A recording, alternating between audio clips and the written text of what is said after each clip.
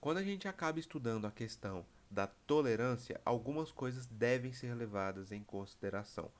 Por exemplo, dentro de um estudo para definir o VR, para definir o valor de referência de um parâmetro, é realizado um estudo em uma grande população e dentro deste estudo eles fazem a mesma medida, a mesma medição para verificar a questão fisiológica. Então eles fazem o mesmo exame em todo mundo da mesma forma, com os mesmos equipamentos, enfim, para chegar no mesmo resultado, digamos assim. E quando eles estudam toda essa população, que sai ali o resultado, o que tiver maior frequência é um normal, é o padrão fisiológico para aquela determinada população. Então, como por exemplo, como é o caso da glicemia, é feito mais ou menos dessa forma. Mas assim, tem um certo. Sabe quando a gente vai no, sei lá, tomar uma cana de açúcar, comer um pastel com cana de açúcar, que eles dão um chorinho ali no caldo de cana? É a mesma coisa aqui.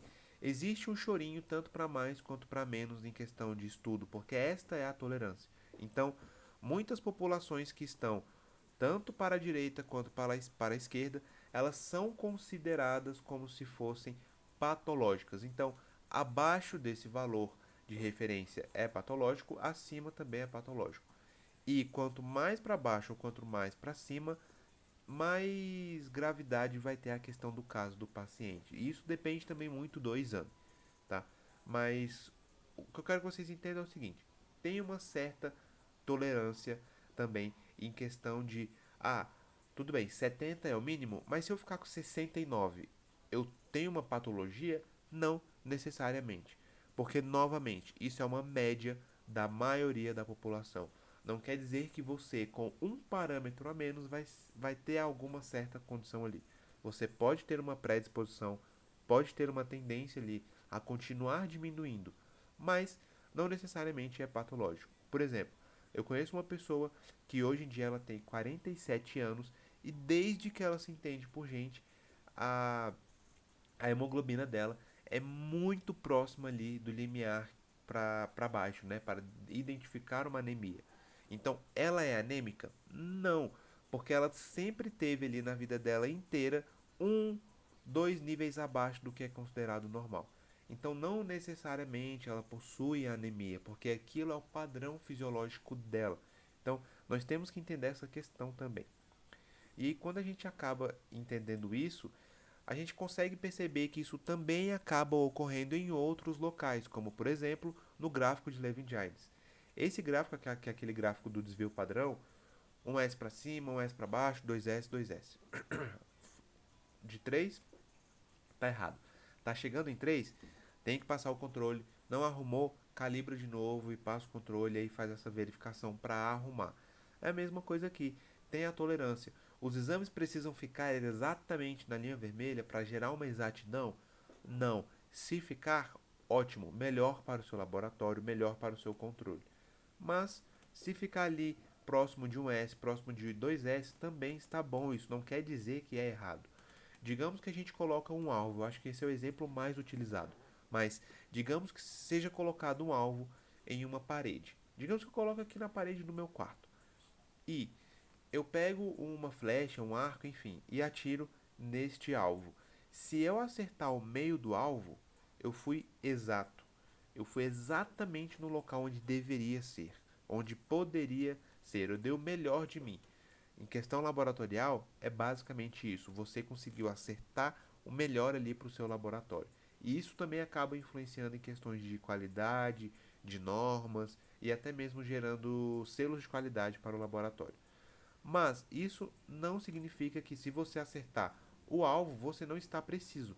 Você acertou onde era para acertar o alvo, sendo que você não acertou o meio dele onde tinha a maior pontuação, onde tinha a maior exatidão. Agora, se você começar a acertar a parede, o alvo não está pendurado na parede, digamos que você começou a acertar a parede. Aí já começa a complicar um pouco. Está errado. A meta é acertar o alvo. O alvo está em uma parede gigantesca. Se você está acertando a parede e não está acertando o alvo, a mira está errada. Precisa arrumar essa mira. Então é aqui que o desvio padrão entra E é aqui que a gente também consegue entender um pouco mais a questão de tolerância. E por que que eu falei disso tudo? Para demonstrar que nos tubos de sangue nós também temos uma tolerância. Então, essa imagem eu peguei do Ministério da Saúde, que acaba demonstrando essa questão. Os tubos que tem essa flechinha aqui, ele já demonstra que é o seguinte: na ponta dessa seta, na ponta dessa flecha, tem é ali que está o nível ideal de proporção sangue anticoagulante.